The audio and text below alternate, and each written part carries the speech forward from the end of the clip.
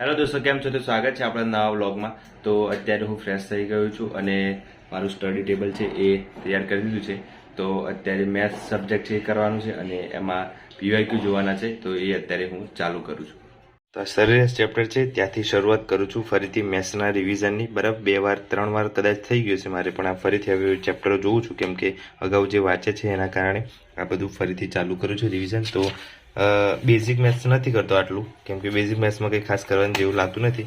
સરેરાશથી ચાલુ કરું છું તો આજે 2-3 ચેપ્ટર પૂરા કરી દઉં એવું મારા ખ્યાલથી. બહુ ખાસ નથી એટલે પહેલો એક્ઝામ્પલ સોલ્વ કરવાનું અને વચ્ચેનો એક અને છેલ્લો એક, તો એ રીતના એક્સરસાઇઝ ગણી છે એટલે ફટાફટ પૂરા થઈ જશે.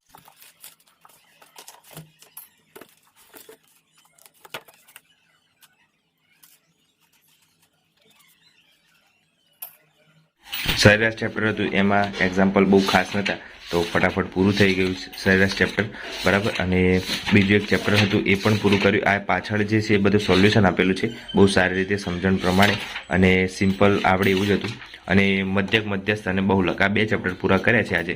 અને રાત્રે હવે બીજો કોઈ સબ્જેક્ટ લઈશ એટલે આ 2 ચેપ્ટર પૂરા કર્યા. અને હવે લસા ગુસા બાકી છે, એમાં થોડું લેવલવાળું છે એટલે વાંધો નહીં આવે, એ કાલે કરીશ. અને અત્યારે રાત્રે થોડું બીજું સબ્જેક્ટ લઈશ મેથ્સ. હવે પ્રેક્ટિસ જોઈ લીધા મેં આમાં ક્વેશ્ચન જે પૂછાતા હતા એ બધા, અને વાંધો નહીં આવે. હવે બીજું કોઈ સબ્જેક્ટ રાત્રે લઈશ. તો સાંજના અત્યારે 5 વાગ્યા છે અને બહુ ટાઈમ પછી હું જઉં છું જીમમાં. તો આજે જીમમાં છે અને નોર્મલ જે વર્કઆઉટ કરવાની છે એ વર્કઆઉટ ચાલુ કરી દઈશ. ફાઇનલી હું નીકળી ગયો છું જીમ જવા. અને પહેલાં હું પ્રાઇવેટ જીમ જતો હતો અને હવે હું ગવર્મેન્ટ જીમમાં જાઉં છું.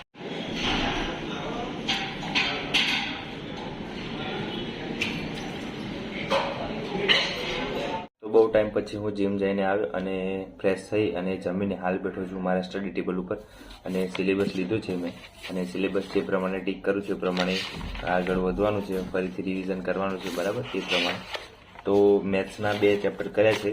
હવે બંધારણ લઉં, જે પાર્ટ એમાંથી મેથ્સ લીધું, પાર્ટ બીમાંથી બંધારણ લેવાનું છે. તો બંધારણ લઈશ, એમાં 2-3 ટોપિક છે એ કરી દઈશ. જેમ કે આમુખી નોર્મલ નાનો ટોપિક છે, ઉદ્ભવ અને વિકાસ કરવાનું છે, અને બંધારણ ઉદ્ભવ અને વિકાસ અને મૂળભૂત અધિકારો છે બહુ વધારે થોડું થઈ જશે એટલે વાંધો નહીં આવે. એટલે આ 2-3 ટોપિક છે એ અત્યારે કરી દઉં એટલે ફટાફટ રિવિઝન થઈ જાય. પછી કાલ સવારે રિવિઝન કરી દઈશ વહેલા ઉઠીને એવું લાગે છે મારા ખ્યાલથી. અત્યારે બહુ ટાઈમ પછી આપણે સ્ટડી બ્લોગ બનાવી રહ્યા છે. તો તમારે કંઈ બી ડાઉટ હોય તો કહેજો. અને આજે સ્ટડી બ્લોગ બનાવીશ પછી કાલે આપણે મેથ્સના જે ટોપિક છે એ બધા ચાલુ કરી દઈશું. જેમ કે લસા ગુસા હોય, પછી વર્ગમૂળ હોય, ઘનમૂળ હોય. બરાબર, એ રીતના. તો બ્લોગમાં બનાવી રહેજો, ચેનલમાં બનાવી રહેજો તો તમને યુઝફુલ થશે વિડીયો. અને મેથ્સ બધાનું વિગત છે એવું લાગે છે કેમ કે ભરતીમાં બધા રનિંગ તો પાસ થઈ ગયા, પણ મેન વસ્તુ છે મેથ્સ રિઝનિંગ. લેખિત પાસ થશો તો મેન વસ્તુ એ છે, રનિંગ પાસ થવાથી જોબ નથી લાગતી. એટલે મેન સબ્જેક્ટ છે એ બધા કરવા જોઈએ. જેમ કે મેથ્સ છે અને રિઝનિંગ છે અને બંધારણ છે, આ 3 સબ્જેક્ટ છે એ ખાસ જરૂર છે. અને પીએસઆઈમાં પેપર 2 તો બરાબર છે, પણ પીએસઆઈમાં પાર્ટ એ થોડો હાર્ડ છે અને પાર્ટ બીમાં પણ એવા થોડા ટોપિક છે જે પ્રોબ્લેમ થાય એવા.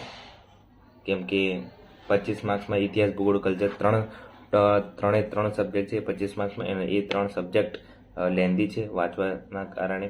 બરાબર, તો ખાસ ધ્યાન રાખવું જોઈએ કે કયા સબ્જેક્ટનું કેટલું ધ્યાન આપવું જોઈએ. એની વાત કરીએ તો સિમ્પલી પાર્ટ એમાં તો આવી જાય એવા છે 40%, પણ પાર્ટ બીમાં થોડા પ્રોબ્લેમ થયા છે. કેમ કે બંધારણ 25 માર્ક્સનું છે અને 25 માર્ક્સનું ઇતિહાસ, ભૂગોળ, કલ્ચર છે, અને 25 માર્ક્સમાં જીકે અને કરંટ અફેર છે. બરાબર, અને 25 માર્ક્સમાં બીજું પર્યાવરણ, વિજ્ઞાન, ટેકનોલોજી અને ઇકોનોમી છે. આ 3 સબ્જેક્ટ છે. 3 સબ્જેક્ટ 6 સબ્જેક્ટ એવા છે થોડા લેન્ધી પડે છે. બાકી બંધારણ છે એ સારું છે, એક જ સબ્જેક્ટ છે એટલે વાંધો નહીં આવે. અને થોડુંક કાયદા અને વ્યવસ્થાનું પ્રશાસન, જેમ કે અમલદાર તંત્ર અને મુલકી સેવાઓ, બધું એ છે. એ થોડા 5 ટોપિક છે તો જોઈ લેવામાં આવશે, વાંધો નહીં આવે.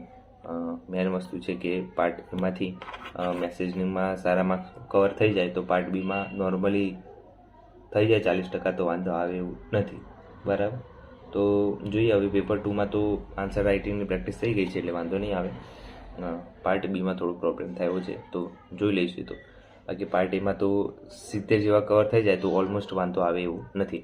તો મારું અત્યારે બંધારણનું ટાર્ગેટ છે તો થોડું બંધારણ વાંચી લઉં અને પછી કંઈ બી અપડેટ હોય તો હું તમને લાસ્ટ વિડીયોમાં કહીશ. તો મારો લેમ્પ ચાલુ કરી અને હવે હું મારું બંધારણ છે એ વાંચવા બેસું છું, બરાબર. તો સિમ્પલ હમણાં જે આમુખ છે એ બધા નોર્મલ ટોપિક છે એ બધા હમણાં કરીશ, કેમ કે રિવિઝન ચાલુ છે. એટલે આમુખથી શરૂઆત કરીશ અને પછી મૂળભૂત અધિકારો છે એ 2 ટોપિક પૂરું કર્યું આજે, બરાબર. એટલે વધારે લોડ લેવા જેવું લાગતું નથી આજે, કેમ કે શરૂઆત છે એટલે રિવિઝનની.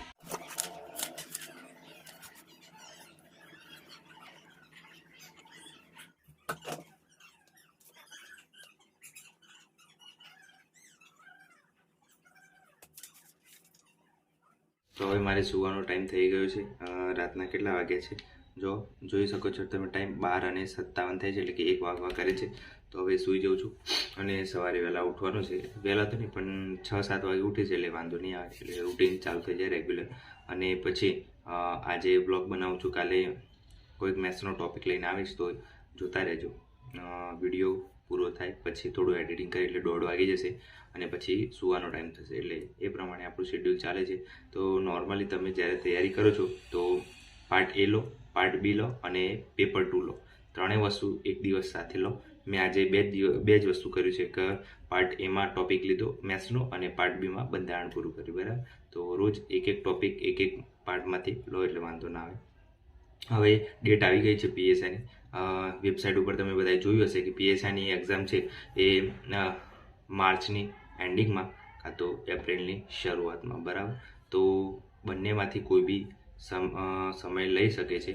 તો માર્ચની એન્ડિંગમાં કાં તો એપ્રિલની શરૂઆતમાં લેવા જાય, એટલે ફેબ્રુઆરી તો આખો મહિનો પૂરો થઈ જશે હવે, અને પછી રહેશે માર્ચની એન્ડિંગમાં એક્ઝામ છે. એટલે આપણા જોડે એમ સમજવાનું કે 1.5 જેવો મહિનો છે, બરાબર.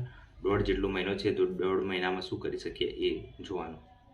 તો ખાસ કરીને જેટલા ટોપિક કર્યા છે એને રિવિઝન કરો જરૂરી બને ત્યાં સુધી, અને એને યાદ રાખવાની ટ્રાય કરો, કેમ કે એક્ઝામ જ્યારે નજીક આવે તો રિવિઝન જ આપણું ઉપયોગી થતું હોય છે. બાકી નવું કરવા જશું તો લોચા પડશે. હવે હું સૂઈ જાઉં છું અને આજ માટે આટલું રાખીએ. અને ચેનલ પર નવા હોય તો સબસ્ક્રાઈબ કરી દેજો અને વિડીયો છે એ શેર કરી દેજો. જય હિન્દ, જય ભારત.